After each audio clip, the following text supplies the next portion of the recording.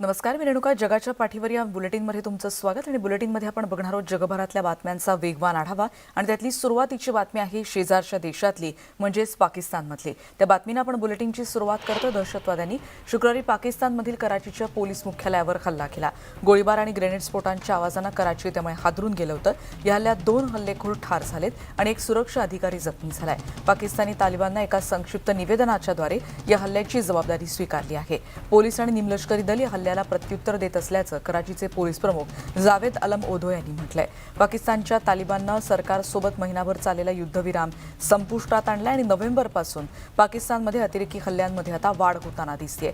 पाकिस्तानच्या प्रतिबंधित तहरीके तालिबान हा एक वेगळा गट आहे आणि ते अफगाणिस्तानमधील तालिबानचे ते मित्र आहेत आणि त्यांनी हल्ल्याची जबाबदारी स्वीकारली आहे. आता बातम्या बघणार आहोत तुर्कस्तान आणि सिरियामधल्या. त्यातली सुरुवातीची बातमी आहे. सिरियाला या भूकंपाचा फटका बसल्यानंतर एका आठवड्यापेक्षा जास्त वेळ उलटून गेले आणि लुटक्या किनारपट्टीच्या शहरात पुन्हा इथले नागरिक आता उभारण्याचा प्रयत्न करतायत. पण जी मदत मिळते ती त्यांच्या गरजांपुरती नाही, ती कमी पडत असल्याचं त्यांचं म्हणणं आहे. आश्रयस्थानं आहेत, पण त्यांना नियमित अन्न आणि झोपण्याची जागा मिळाल्याबद्दल त्यांनी एकीकडे कृतज्ञता व्यक्त केली आहे, पण दीर्घकालीन उपायांची गरज इथे सातत्यानं जाणवते. इथे नागरिकांची काही प्रतिक्रिया देखील आपल्यापर्यंत पोहोचल्यात. आम्हाला फक्त पैसे हवेत, मदतीपेक्षा पैसे मिळाले तर आम्हाला मदत होईल, आमची परिस्थिती सुधारू शकेल आणि त्यांनी आम्हाला पैसे द्यावेत अशी मागणी त्यांनी केली आहे. भूकंपग्रस्त सौद यांनी ही प्रतिक्रिया दिली.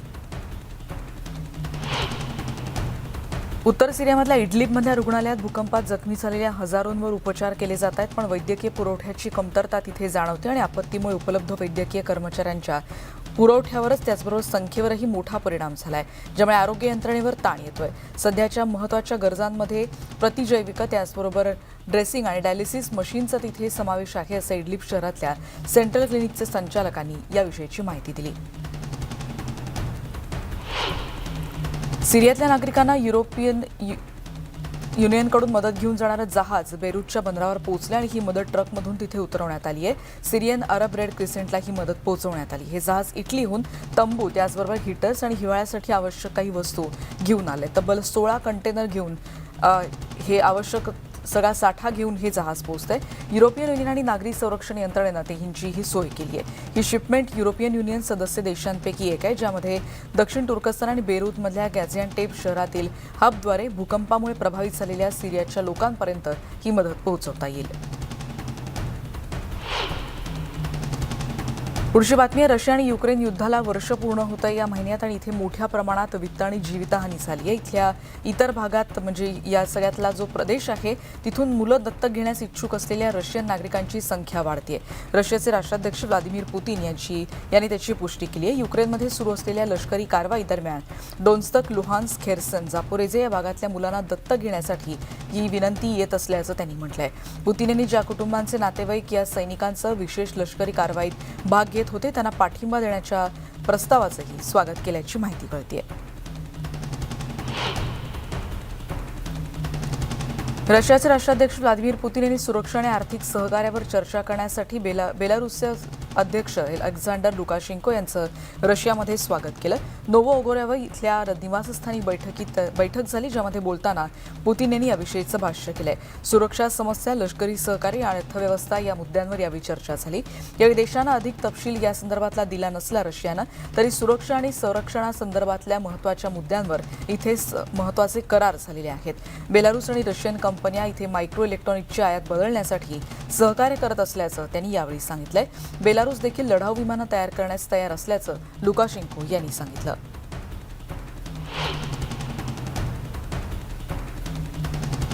या महिन्यामध्ये युक्रेनवरच्या आक्रमणाला 1 वर्ष पूर्ण होतं आणि रशियन सैन्यानं केलेल्या या संदर्भातल्या युद्ध गुन्ह्यांच्या आरोपांवर आता अभियुक्तांनी न्यायासाठी लढा देण्याच्या काही मुद्द्यांचा देखील यावेळी पुनरुच्चार केलाय. ब्रसेल्समध्ये European commissioner of justice Didier Reynders यांच्या समवेत संयुक्त पत्रकार परिषदेत त्यांनी या संदर्भातला संवाद साधला. आम्ही काही महत्त्वाच्या गुन्ह्यांमध्ये शिक्षा त्यांना होणं गरजेचं असल्याचं देखील त्यांनी म्हटलंय.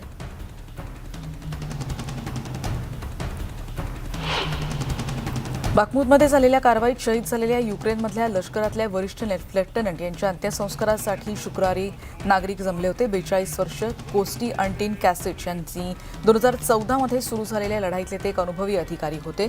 सुरुवातीला त्यांनी सैन्यात सामील होण्यासाठी स्वेच्छेनं काम केलं होतं.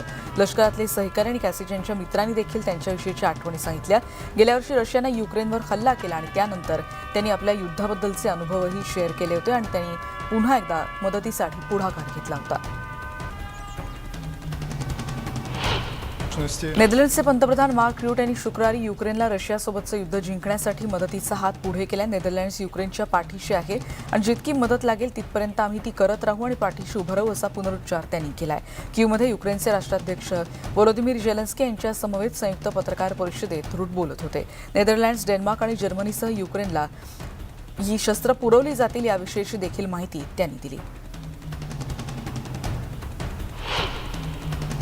पूर्व युक्रेनमधली लढाई संपवण्यासाठी 2015च्या मिन्स्क कराराची अंमलबजावणी करण्यात ते यशस्वी ठरलेत असं रशियानं कबूल केलंय. आपल्या देशाचं रक्षण करण्याशिवाय दुसरा पर्याय सध्या नाही आणि गेल्या वर्षी रशियानं युक्रेनवर आक्रमण केल्यानंतर पाश्चात्य राष्ट्रांनी ज्याला बाद केल्या त्या करारावर स्वाक्षरी झाल्याच्या 8व्या वर्धापन दिनानिमित्तानं रशियानं संयुक्त राष्ट्र सुरक्षा परिषदेची ही बैठक बोलावली होती. नोव्हेंबरपासून देशभरातील लिथुआनियन लोकांनी दान केलेल्या रिम्स भागातून गरम स्टोव्ह वेल्ड करण्यासाठी प्रत्येक आठवड्यात स्वयंसेवकांचे गट आता कार्यरत करण्यात आले. इमारतीच्या बाहेर स्टोव्हनं भरलेल्या 2 गाड्या उभ्या आहेत आणि इथे जे युक्रेन नागरिक आहेत त्यांना 59 स्टोव्ह या निमित्तानं इथून देण्यात येत आहेत.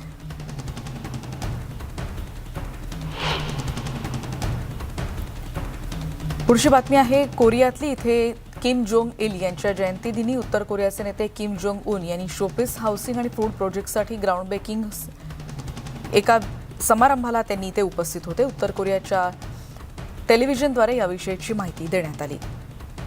पोंगयांगमध्ये 1980 आणि 90च्या दशकात 2 नवीन रस्ते विकसित करण्यात आले होते आणि या दशकाच्या सुरुवातीला 2000च्या आणि 2010च्या आसपास शहराच्या मध्यभागी एक महत्त्वाचा बांधकाम प्रकल्प देखील करण्यात आला होता.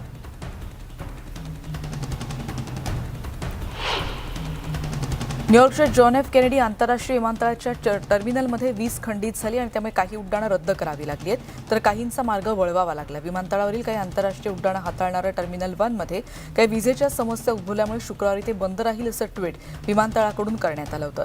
या पॅनलच्या बिघाडामुळे लागलेली आग त्वरित विझवल्याचं अधिकाऱ्यांनी म्हटलंय. JFKच्या इतर 4 सक्रिय टर्मिनल्सवर प्रभावित झालेली फ्लाईट सामावून घेण्याचं काम सुरू असल्याचं न्यूयॉर्क आणि न्यूजर्सीच्या पोर्ट ऑथॉरिटीने सांगितलंय. न्यूयॉर्कचं प्रमुख विमानतळ हे या प्राधिकरणात अंतर्गत येतात. त्यामुळे किती उड्डाणं रद्द केली किंवा किती उड्डाणं वळवण्यात आली त्यांचे मार्ग बदलावे लागले याचा अंदाज मात्र अजून एजन्सीनं दिलेला नाही. पण साहजिक आहे हजारो प्रवाशांना याचा फटका बसतोय. पगारवाढीच्या मागण्यांसाठी कामगारांनी दबाव आणायला सुरुवात केली. त्यामुळे शुक्रवारी जर्मनीच्या विमानतळांवर हजारो उड्डाणं रद्द करावी लागली आहेत. फ्रँकफर्ट, म्युनिक आणि हॅम्बर्गसह 7 जर्मन विमानतळांवरच्या संपामुळे जवळपास 3 लाख प्रवाशांना याचा मोठा फटका बसला. एअरलाईन्सला 2300हून अधिक उड्डाणं रद्द करावी लागली. रशियानं युक्रेनवर केलेल्या हल्ल्यामुळे जागतिक अन्न आणि ऊर्जा समस्या वाढत आहेत आणि त्यामुळे किमती वाढल्यामुळे या परिणामांना संघटना सामोऱ्या जात आहेत आणि या संघटनांनी आपल्या सदस्यांसाठी 10.5% वाढ किंवा किमान €500 अधिकची मागणी केली आहे. टेक्सासमध्ये एल पासो इथल्या शॉपिंग मॉलमध्ये बुधवारी झालेल्या गोळीबारात एकाचा मृत्यू झाला आणि 3 जण जखमी झाल्याचं पोलिसांनी सांगितलं. एका व्यक्तीला ताब्यात घेण्यात आल्याचंही एल पासो विभागाचे पोलीस प्रवक्ते सार्जंट रॉबर्ट गोमेज यांनी सांगितलं आहे. या व्यक्तीबद्दल तातडीनं कोणतीही माहिती देण्यात आली नाही. आणखी एका व्यक्तीचा यामध्ये सहभाग असू शकतो आणि पोलीस त्यांचा शोध घेत आहेत असंही पोलिसांनी यावेळी सांगितलंय. घटनास्थळी एक शस्त्र जप्त करण्यात आल्याचं देखील गोमेज म्हणालेत. इटलीतल्या माउंट एटना या ज्वालामुखीच्या विवरावर साठलेला बर्फाचा थर सध्या काढून टाकला जातोय. या पर्वतावर गुरुवारी सकाळपासून या कामाला सुरुवात झाली आहे. गेल्या काही दिवसात झालेल्या जोरदार हिमवृष्टीमुळे इथे ज्वालामुखी झाकला गेला होता आणि विशेषतः उत्तरेकडच्या भागात मॅर्नेव्स्की रिसॉर्टकडे जाणाऱ्या मुख्य रस्त्यांवरची वाहतूक यामुळे मोठ्या प्रमाणात विस्कळीत झाली होती. इथल्या कॅटनिया प्रशासनाकडून हे रस्ते पुन्हा खुले केले जात आहेत. कमी पाऊस आणि हिमवृष्टीमुळे इटलीला हिवाळ्यातल्या मोठ्या परिणामाला सामना करावा लागतोय. पण यामुळे उन्हाळ्यात गरजेचं असलेल्या तलावांचं पुनर्भरण मात्र होत नाहीये आणि त्यामुळे अशा पद्धतीने इथे स्वच्छता मोहीम राबवली जाते. भारतात 156 कोरोना रुग्णांची नोंद झाली आणि 1835 रुग्णांवर उपचार केले जात आहेत. कोरोना बळींची एकूण संख्या देशातली 5,30,757 इतकी आहे.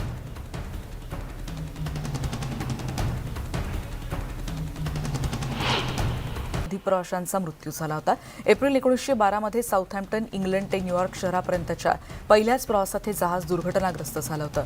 वुडसोल ओशनोग्राफिक इन्स्टिट्यूटनं 1986 मध्ये टायटॅनिकच्या अवशेषांचा काढलेला हा दुर्मिळ आणि कधीही सार्वजनिकरित्या प्रसिद्ध न केलेला व्हिडिओ आता प्रसिद्ध करण्यात आलाय. बुधवारी या संस्थेच्या युट्यूब चॅनलवर 80 मिनिटांपेक्षा जास्त फुटेज यातलं शेअर करण्यात आलं. हिमनगाला धडकल्यामुळे हे महाकाय जहाज अटलांटिकमध्ये बुडालं होतं. हे जहाज आता समुद्राच्या पृष्ठभागापासून सुमारे 2.4 मैल अजूनही खाली आहे. तांत्रिक मर्यादा आणि उत्तर अटलांटिकमधील शोधक्षेत्राच्या विस्तृत विस्तारामुळे हा जहाजाचा मलबा शोधणं देखील अशक्य झालं होतं. 1985 पर्यंत या इन्स्टिट्यूटनं नवीन इमेजिंग तंत्रज्ञान विकसित केलं होतं, ज्यात अर्गो आणि कॅमेरा स्लेटचा समावेश करण्यात आला होता. याद्वारे जहाजाची 12,400 फुटांपेक्षा जास्त पाण्याखालची पहिली छायाचित्र घेण्यात आली होती. ऑस्कर पुरस्कारप्राप्त टायटॅनिक सिनेमाच्या 25व्या वर्धापन दिनानिमित्तानं हे फुटेज प्रसिद्ध करण्यात आलंय.